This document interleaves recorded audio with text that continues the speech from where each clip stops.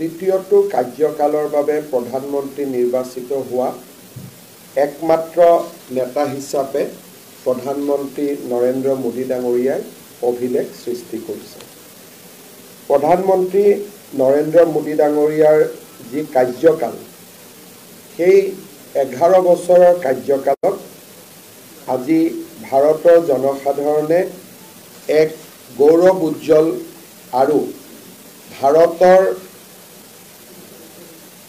সাংস্কৃতিক, অৰ্থনৈতিক আৰু ৰাজনৈতিক উত্থানৰ 11টা বছৰ বুলি সকলোৱে স্বীকাৰ কৰিছে আৰু ভাৰতবৰ্ষক অমৃত কাললৈ লৈ যোৱাৰ প্ৰধানমন্ত্ৰী নৰেন্দ্ৰ মোদী ডাঙৰীয়াৰ যি কল্পনা, যি সপোন, তাক আজি 140 কোটি ভাৰতীয়ই সেই সপোনৰ সমভাগী হৈছে।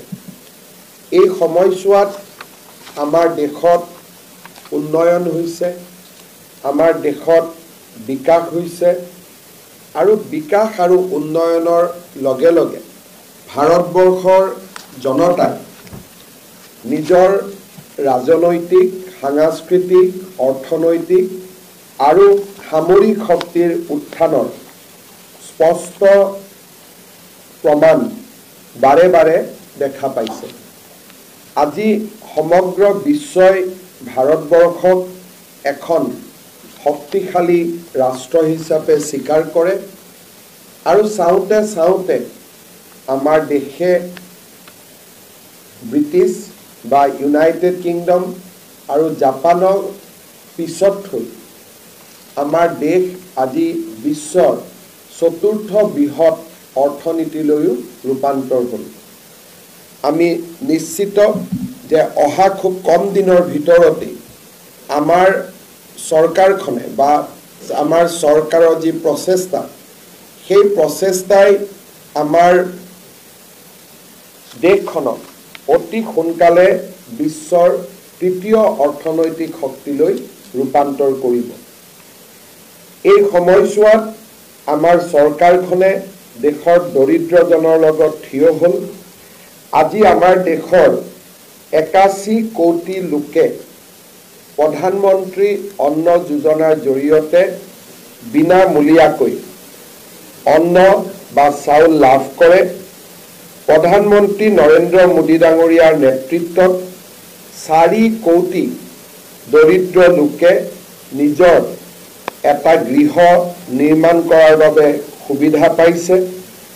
প্ৰধানমন্ত্ৰী নৰেন্দ্ৰ মোদী ডাঙৰীয়াৰ নেতৃত্বত আমাৰ সমগ্ৰ ভাৰতত 15 কোটি লোকৰ ঘৰলৈ নিৰ্মল খোৱা পানীৰ যোগান সুনিশ্চিত কৰা হৈছে। প্ৰধানমন্ত্ৰী নৰেন্দ্ৰ মোদী ডাঙৰীয়াৰ নেতৃত্বত 51 কোটি লোকে প্ৰধানমন্ত্ৰী সুৰক্ষা বীমা যোজনাৰ জৰিয়তে নিজে নিশ্চিত আৰু সুনিশ্চিত ভৱিষ্যত সুৰক্ষিত কৰিব পাৰিছে। 60 লাখতকৈও অধিক ষ্ট্ৰীট ভেণ্ডৰে প্ৰধানমন্ত্ৰী স্বনিধি যোজনাৰ জৰিয়তে উপকৃত হৈছে। 2013-14 আৰু 2025-26ৰ ভিতৰত ধান ক্ৰয় ক্ষেত্ৰত আৰু ধানৰ লগতে আমাৰ পাল্ছ আৰু অইল চিড আদি কিনাৰ ক্ষেত্ৰত কৃষকলৈকে দিয়া MSP 700 গুণ, কৰবাত 1500%, এই ধৰণে বৃদ্ধি হৈছে। প্ৰধানমন্ত্ৰী নৰেন্দ্ৰ মোদী ডাঙৰীয়াৰ কাৰ্যকালত কিষাণ সন্মান নিধিৰ জৰিয়তে আজি আমাৰ দেশৰ বহু কৃষক উপকৃত হৈছে। এক প্ৰকাৰ যদি আমি ক'বলৈ যাওঁ, 6000 টকাকৈ পোৱা এনুৱেল ইনষ্টলমেণ্ট আজি 3,70,000 কোটি টকা জনসাধাৰণলৈ কিষাণ সন্মান নিধিৰ বাবে স্থানান্তৰ কৰা হৈছে। 1,75,000 কৃষকে আজি PM ফসল বীমা যোজনাৰ সুবিধা লাভ কৰিবলৈ সক্ষম হৈছে। 10 লাখ অৰ্থাৎ 10 কোটি কৃষকে কিষাণ ক্ৰেডিট কাৰ্ডৰ সুবিধা পাবলৈ সক্ষম হৈছে আৰু ডিবিটিৰ ধাৰণাটোক শক্তিশালী কৰি প্ৰত্যেকটো টকা যাতে হিতাধিকাৰীৰ বেংক একাউণ্টত যাব পাৰে তাৰ বাবে আজি প্ৰধানমন্ত্ৰী মোদী ডাঙৰীয়াই নিশ্চিত কৰিবলৈ সক্ষম হৈছে। নাৰী শক্তিৰ উত্থানৰ ক্ষেত্ৰত 33% লোকসভা আৰু বিধানসভাৰ আসন সুৰক্ষিত কৰিবলৈ পাছ কৰা বিধেয়ক বা আইনে আজি নাৰী শক্তিক এটা নতুন এম্পাৱাৰমেণ্টৰ দিশে লৈ যাবলৈ সক্ষম হৈছে। নাৰী শক্তিৰ উত্থানৰ বাবে মেটাৰনিটি লিভ 12 সপ্তাহৰ পৰা 26 সপ্তাহলৈ বৃদ্ধি কৰা হৈছে। PM মাতৃ বন্দনা যোজনাৰ জৰিয়তে 18,000 কোটি টকা আজি আমাৰ মাতৃসকলৰ মাজত পুষ্টিকৰ খাদ্যৰ বাবে বিতৰণ কৰা হৈছে। ট্ৰিপল তালাক আইন, এই ট্ৰিপল তালাক আইনৰ প্ৰণয়নে সংখ্যালঘু বা ধৰ্মীয় সংখ্যালঘু লোকৰ মাজত বিশেষকৈ নাৰী শক্তিৰ মাজত এটা এম্পাৱাৰমেণ্টৰ নতুন পৰিৱেশ সৃষ্টি হৈছে। প্ৰধানমন্ত্ৰী নৰেন্দ্ৰ মোদী ডাঙৰীয়াই মধ্যবিত্তজনক 12,75,000 টকাৰ বাৰ্ষিক ইনকাম সত্ত্বেও ইনকাম টেক্সৰ পৰা ৰেহাই দি ভাৰতৰ মধ্যবিত্তসকলৰ জীৱনলৈ এটা ডাঙৰ সকাহ দিবলৈ সক্ষম হৈছে। কোনো চৰকাৰে ইমান ডাঙৰ টেক্স ৰিবেট বা কৰ ৰেহাই প্ৰস্তাৱ স্বাধীন ভাৰতত কেতিয়াও ল'ব পৰা নাছিলে। আজি 12,75,000 টকা বাৰ্ষিক উপাৰ্জনলৈকে ইনকাম টেক্স নোলোৱাৰ সিদ্ধান্তই আজি মধ্যবিত্ত সমাজখনক এক ডাঙৰ সকাহ দিবলৈ সক্ষম হৈছে। আজি প্ৰতিখন গাঁৱলৈ বিজুলী যোগান, মুদ্ৰা যোজনাৰ জৰিয়তে যুৱকসকললৈ ঋণ প্ৰদান, এইমছৰ দৰে অনুষ্ঠান ভাৰতবৰ্ষৰ প্ৰতিখন ৰাজ্যত স্থাপন, এই ধৰণৰ যাউতিযুগীয়া সিদ্ধান্তসমূহে প্ৰধানমন্ত্ৰী নৰেন্দ্ৰ মোদী ডাঙৰীয়াৰ চৰকাৰখনক নিশ্চিতভাৱে এখন ঐতিহাসিক বিকাশমুখী চৰকাৰলৈ ৰূপান্তৰ কৰিছে। ইজ অফ ডুইং বিজনেছ আৰু G20 দৰে ৰাষ্ট্ৰৰ নেতৃত্বলৈ প্ৰধানমন্ত্ৰী নৰেন্দ্ৰ মোদী ডাঙৰীয়াই আজি গ্লোবেল সাউথৰ এক ভইচ হিচাপে বা এক কণ্ঠ হিচাপে নিজক ৰূপান্তৰ কৰিছে। অপাৰেশ্যন সিন্দুৰৰ সময়ত সন্ত্ৰাসবাদৰ বিৰুদ্ধে ভাৰতৰ নিৰ্মম প্ৰহাৰ আৰু চূড়ান্ত প্ৰহাৰে আজি প্ৰমাণ কৰিছে যে ভাৰতবৰ্ষ বিশ্বৰ ভিতৰত এনে এখন ৰাষ্ট্ৰ যোনে কেতিয়াও নিজৰ ভূমিত সন্ত্ৰাসবাদক সমৰ্থন নকৰে। আৰু প্ৰধানমন্ত্ৰী নৰেন্দ্ৰ মোদী ডাঙৰীয়াই আমাৰ দেশৰ যিটো গভৰ্নেন্সৰ ৰুল আছিলে যে সন্ত্ৰাসবাদৰ আক্ৰমণ হ'লে আমি সহ্য কৰোঁ, আমি তাক পাহৰিবলৈ চেষ্টা কৰোঁ। 26/11 দৰে আমি হিন্দমান্যতাত ভোগাৰ যিটো এক পৰিৱেশ আছিল আজি সম্পূৰ্ণভাৱে ৰূপান্তৰ কৰি বিশ্ববাসীলৈ আৰু বিশেষকৈ আমাৰ ওচৰ চুবুৰীয়া ৰাষ্ট্ৰ পাকিস্তানলৈ এটা স্পষ্ট বাৰ্তা পঠিয়ালে যে যদিহে ভাৰতবৰ্ষৰ ওপৰত আক্ৰমণ হয় ভাৰতবৰ্ষই তাক সহ্য নকৰে, ভাৰতবৰ্ষই প্ৰত্যাক্ৰমণ কৰিব। এই সময়ছোৱাৰ ভিতৰতে চন্দ্ৰায়ন, গগনায়ন আৰু বিভিন্ন ছেটেলাইটেৰে ভাৰতে মহাকাশখনো জয় কৰাৰ দিশত আগুৱাই গ'ল। ভাৰতবৰ্ষৰ নেশ্যনেল হাইৱে, ভাৰতবৰ্ষৰ পোৰ্ট আৰু ভাৰতবৰ্ষৰ ৰেলৱে নেটৱৰ্ক, এই আটাইবোৰৰ ক্ষেত্ৰত প্ৰধানমন্ত্ৰী নৰেন্দ্ৰ মোদী ডাঙৰীয়াই গ্লোবেল ইনফ্ৰাষ্ট্ৰাকচাৰৰ লগত প্ৰতিযোগিতা কৰিবলৈ আগবাঢ়িছে আৰু তাৰ ফলত প্ৰতিটো দিনাই আমি একোটা ইঞ্জিনিয়াৰিং মাৰ্বেল আমি দেখা পাব সক্ষম হৈছোঁ। আজি ভাৰতে বিশ্বৰ আটাইতকৈ বিকাশমুখী ৰাজ্যসমূহৰ লগত একেলগে থিয় হ'বলৈ সক্ষম হৈছে। প্ৰধানমন্ত্ৰী নৰেন্দ্ৰ মোদী ডাঙৰীয়াই অসমলৈ ৩৫ বাৰ এতিয়ালৈকে আহিবলৈ সক্ষম হৈছে। যিকোনো প্ৰধানমন্ত্ৰী যদি আমি তুলনা কৰোঁ যে কোনজন প্ৰধানমন্ত্ৰীয়ে কিমানবাৰ অসম ভ্ৰমণ কৰিছিল, জৱাহৰলাল নেহৰুৰ পৰা লাল বাহাদুৰ শাস্ত্ৰীলৈকে, ইন্দিৰা গান্ধীৰ পৰা আন প্ৰধানমন্ত্ৰী সকললৈকে, আনকি অসমৰ পৰা নিৰ্বাচিত আমাৰ ৰাজ্যসভাৰ সাংসদ ডক্টৰ মনমোহন সিঙৰ অসম ভ্ৰমণৰ লগত যদি তুলনা কৰোঁ, প্ৰধানমন্ত্ৰী নৰেন্দ্ৰ মোদী ডাঙৰীয়াই সকলো অভিলেখ ভংগ কৰি আমাৰ ৰাজ্যখনক ভাৰতবৰ্ষৰ বিকাশ যাত্ৰাৰ এক সহযাত্ৰী হিচাপে বা এক পাৰ্টনাৰ হিচাপে তেখেতে আমাক আমাৰ যোগ্য স্বীকৃতি দিবলৈ সক্ষম হৈছে। প্ৰধানমন্ত্ৰী নৰেন্দ্ৰ মোদী ডাঙৰীয়াৰ একক প্ৰচেষ্টাত আজি অসমৰ গামোচাই বিশ্ব স্বীকৃতি পাইছে। অসমৰ বিহুৱে বিশ্ব জগতত নিজৰ প্ৰতিষ্ঠা স্থাপন কৰিবলৈ সক্ষম হৈছে। প্ৰধানমন্ত্ৰী নৰেন্দ্ৰ মোদী ডাঙৰীয়াৰ নেতৃত্বত অসমীয়া ভাষাই ক্লাছিকেল লেংগুৱেজৰ মৰ্যাদা পালে। চৰাইদেউ মৈদামে বিশ্ব ঐতিহ্যৰ স্বীকৃতি পালে।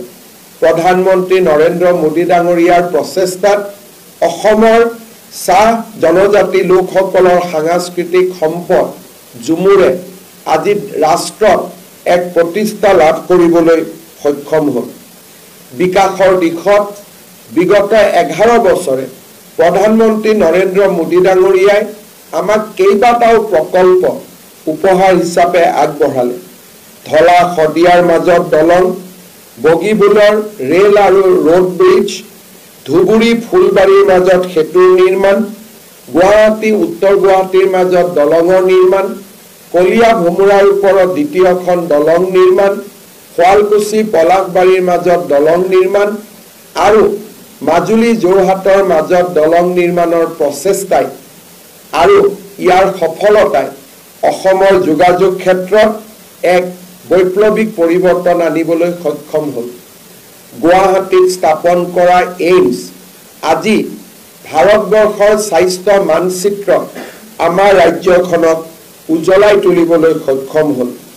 প্ৰধানমন্ত্ৰী নৰেন্দ্ৰ মোদী ডাঙৰীয়াৰ প্ৰচেষ্টাত নুমলীগড় ৰিফাইনেৰী 9 মিলিয়ন মেট্ৰিক টনলৈ ৰূপান্তৰৰ যি প্ৰচেষ্টা, সেই প্ৰচেষ্টাই অসমৰ ঔদ্যোগিকৰণত এক নতুন শক্তি আনিবলৈ সক্ষম হ'ল।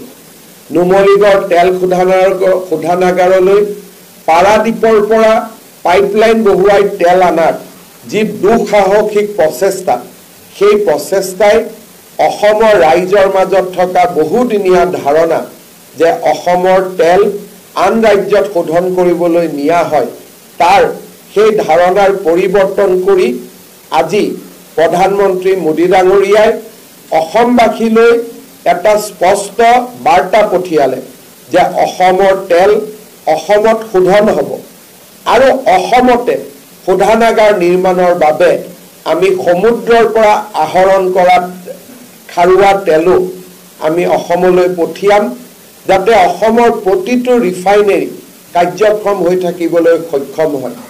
নৰ্থ ইষ্ট গেছ গ্ৰিডৰ প্ৰচেষ্টাই অসমত ঔদ্যোগিকৰণৰ এক নতুন বাতৰি বা নতুন এক পৰিৱেশ নিৰ্মাণ কৰিলে। টাটা ছেমি কণ্ডাক্টৰ নিৰ্মাণৰ বাবে জাগিৰোডক নিৰ্বাচন কৰি অসমৰ ঔদ্যোগিকৰণৰ যি প্ৰচেষ্টা, তাক প্ৰধানমন্ত্ৰী নৰেন্দ্ৰ মোদী ডাঙৰীয়াই গ্লোবেল মঞ্চলৈ, বিশ্ব মঞ্চলৈ লৈ যাবলৈ সক্ষম হ'ল। নামৰূপৰ সাৰ কাৰখানাৰ পুনৰ উজ্জীৱিতকৰণৰ বাবে কেবিনেটে লোৱা সিদ্ধান্তই অসমৰ জনসাধাৰণৰ মাজত আশা আৰু প্ৰত্যাশাৰ সৃষ্টি কৰিলে। নুমলীগড় শোধনাগাৰৰ লগত স্থাপন কৰা বায়' ৰিফাইনেৰীয়ে গ্ৰীণ ইকনমিৰ ক্ষেত্ৰত অসমক এক নতুন পৰিচয় দিবলৈ সক্ষম হ'ল। প্ৰধানমন্ত্ৰী নৰেন্দ্ৰ মোদী ডাঙৰীয়াৰ নেতৃত্বত আমাৰ ৰাজ্যখনলৈ বিকাশৰ লগে লগে অভূতপূৰ্ব শান্তিৰ পৰিৱেশ সৃষ্টি হ'ল। বড়ো চুক্তি, কাৰ্বি চুক্তি, ডিমাছা চুক্তি, আদিবাসী চুক্তি, এই চুক্তিসমূহৰ ফলত অসমত যি জনজাতীয় লোকৰ এক সশস্ত্ৰ সংগ্ৰাম আছিল, সেই সশস্ত্ৰ সংগ্ৰামে এক প্ৰকাৰ সামৰণি পৰিলে আৰু সেই সশস্ত্ৰ সংগ্ৰামৰ লগত জড়িত যুৱকসকল ৰাষ্ট্ৰ জীৱনৰ মূল খুঁটিলৈ উভতি আহিলে। আমাৰ ৰাজ্যখনৰ উন্নয়নত এক নতুন দিগন্তলৈ লৈ গৈ গুৱাহাটী, নুমলীগড় আৰু গোলাঘাটৰ মাজত ব্ৰহ্মপুত্ৰৰ গহ্বৰেদি সুৰংগ নিৰ্মাণৰ প্ৰচেষ্টা, গুৱাহাটী আৰু শিলচৰৰ মাজত 22,000 কোটি টকা ব্যয়েৰে access control point to point national highway নিৰ্মাণৰ বাবে লোৱা সিদ্ধান্ত, গুৱাহাটী ৰিং ৰোড নিৰ্মাণৰ প্ৰচেষ্টা আৰু সমগ্ৰ অসমৰ ৰেল ব্যৱস্থাটো দ্বৈত ৰেললৈ ৰূপান্তৰ, দ্বৈত লাইনৰ নিৰ্মাণ, যিসমূহ বহুদিনৰ পৰা অসমবাসী ৰাইজৰ সপোন আছিল, সেই সপোনক প্ৰধানমন্ত্ৰী নৰেন্দ্ৰ মোদী ডাঙৰীয়াই সংকল্প আৰু সংকল্পৰ পৰা সিদ্ধিলৈ ৰূপান্তৰ কৰিলে। বাইহাটা চাৰিআলিৰ পৰা পুনৰ তেজপুৰেদি ডাবল লেনক 4 লেন কৰাৰ প্ৰচেষ্টা, মৰিগাঁও আৰু নগাঁৱৰ মাজত ব্ৰহ্মপুত্ৰৰ ওপৰত দলং নিৰ্মাণৰ প্ৰচেষ্টা, কাজিৰঙাৰ ওপৰত এলিভেটেড কৰিডৰ নিৰ্মাণৰ প্ৰচেষ্টা, এনে আৰু বহুতো অৰ্থনৈতিকভাৱে এক নতুন দিগন্ত কঢ়িয়াই আনিব পৰা বহুকেইটা প্ৰকল্পৰ চিন্তা চৰ্চা আৰু ইয়াৰ পদক্ষেপসমূহ মোদী ডাঙৰীয়াই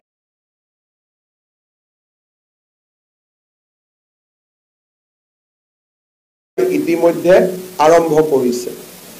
অসমত ডিফেন্স কৰিডৰ নিৰ্মাণৰ প্ৰচেষ্টা, IITৰ লগতে Indian institute of management IIM নিৰ্মাণৰ বাবেও লোৱা পদক্ষেপ, এই সকলো পদক্ষেপ আজি প্ৰধানমন্ত্ৰী নৰেন্দ্ৰ মোদী ডাঙৰীয়াৰ অসমৰ প্ৰতি থকা গভীৰ প্ৰেম, ভালপোৱা, শ্ৰদ্ধা আৰু সন্মানক আজি প্ৰতিবিম্বিত কৰিছে। আজি যদি আমি ৭৫ বছৰৰ এই সমগ্ৰ ৰাষ্ট্ৰৰ যি যাত্ৰা, এই যাত্ৰাৰ কালত আমি লাভ কৰা চৰকাৰসমূহক যদি তুলনা কৰোঁ, পণ্ডিত নেহেৰুৰ চৰকাৰ, ইন্দিৰা গান্ধীৰ চৰকাৰ, ৰাজীৱ গান্ধীৰ চৰকাৰ, মনমোহন সিঙৰ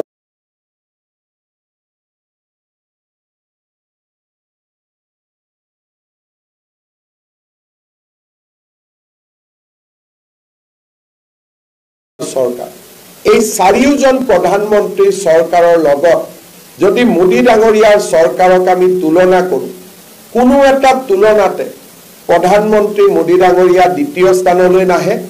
প্ৰত্যেকটো তুলনাতে শান্তিৰ ক্ষেত্ৰতে হওক, সাংস্কৃতিক ঐতিহ্যৰ ক্ষেত্ৰতে হওক, অৰ্থনৈতিক প্ৰকল্পৰ ক্ষেত্ৰতে হওক, অসমৰ প্ৰতি ভাল পোৱাৰ ক্ষেত্ৰতে হওক, আজি প্ৰতিটো ক্ষেত্ৰতে প্ৰধানমন্ত্ৰী নৰেন্দ্ৰ মোদী ডাঙৰীয়াই প্ৰতিদ্বন্দ্বিতাবিহীনভাৱে প্ৰথম স্থান লাভ কৰিবলৈ সক্ষম হৈছে।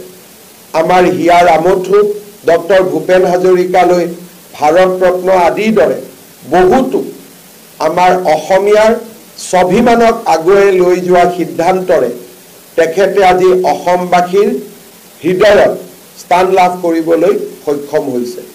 প্ৰধানমন্ত্ৰী নৰেন্দ্ৰ মোদী ডাঙৰীয়াই 9 জুন তাৰিখে ভাৰতৰ তৃতীয়বাৰৰ বাবে প্ৰধানমন্ত্ৰী ৰূপে শপত গ্ৰহণ কৰিছিল। তেখেতে তৃতীয় কাৰ্যকালৰ প্ৰথম বৰ্ষটি অতিক্ৰম কৰিলে। অসমবাসী ৰাইজে তেখেতৰ পৰা আৰু বহু আশা কৰে আৰু এই কাৰ্যকালৰ সময়তে অসম ভাৰতৰ শ্ৰেষ্ঠতম ৰাজ্যসমূহৰ ভিতৰত গৈ স্থান লাভ কৰক, তাৰ বাবে প্ৰধানমন্ত্ৰী ডাঙৰীয়াৰ সংকল্পৰ লগত আমি হাতত হাত ধৰি কাম কৰিবলৈ আগবাঢ়িছোঁ আৰু আমি ইস্পিত ফলাফলো লাভ কৰিছোঁ।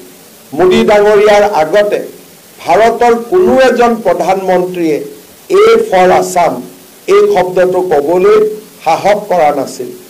এডভান্টেজ আছামত প্ৰধানমন্ত্ৰী মোদী ডাঙৰীয়াই মুকলিকৈ সকলো উদ্যোগপতিক অসমত বিনিয়োগ কৰিবলৈ আৰু বিনিয়োগৰ বাবে অসম এখন সুৰক্ষিত ৰাজ্য আৰু অসমৰ এক সাউথ ইষ্ট এছিয়াৰ জৰিয়তে ভৱিষ্যত অসম দেশৰ এটা গ্ৰোথ ইঞ্জিন হ'ব এই ধৰণৰ অসমক লৈ স্পষ্ট কথা কোৱা অসমৰ বিকাশৰ বাবে স্পষ্ট সপোন দেখা আৰু অসমৰ কল্যাণৰ বাবে সকলো কাম কৰিবলৈ উদ্যত থকা এজন প্ৰধানমন্ত্ৰী আমাৰ বাবে এক সম্পদ আমাৰ বাবে গৌৰৱ আৰু আমাৰ বাবে আশাৰ বাতৰি মই পুনৰবাৰ আপোনালোকৰ জৰিয়তে মোদী ডাঙৰীয়াৰ 11 বছৰ কাৰ্যকালক কৃতজ্ঞ অসমবাসীয়ে গৌৰৱেৰে সোঁৱৰণ কৰিছে অপাৰেশ্যন সিন্দুৰত দেখুওৱা শৌৰ্য আৰু বীৰ্যৰ বাবে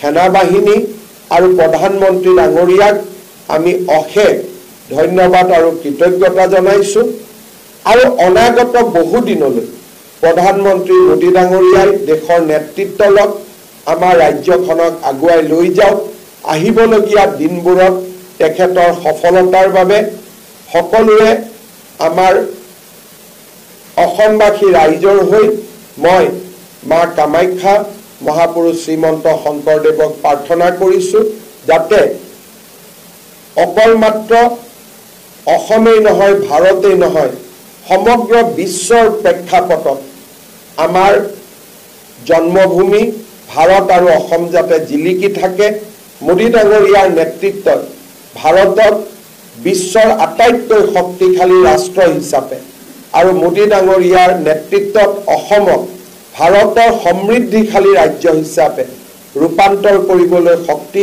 পায় পৰম পিতাই তেখেতক শক্তি দিয়ে নৰ আৰু নাৰায়ণ দুইটাৰে যাতে শক্তি তেখেতৰ লগত থাকে তাকে প্ৰাৰ্থনা কৰিছো আৰু পুনৰবাৰ অসমবাসী ৰাইজৰ হৈ তেখেতৰ গৌৰৱময় কাৰ্যকালৰ বাবে অভিনন্দন জনাইছো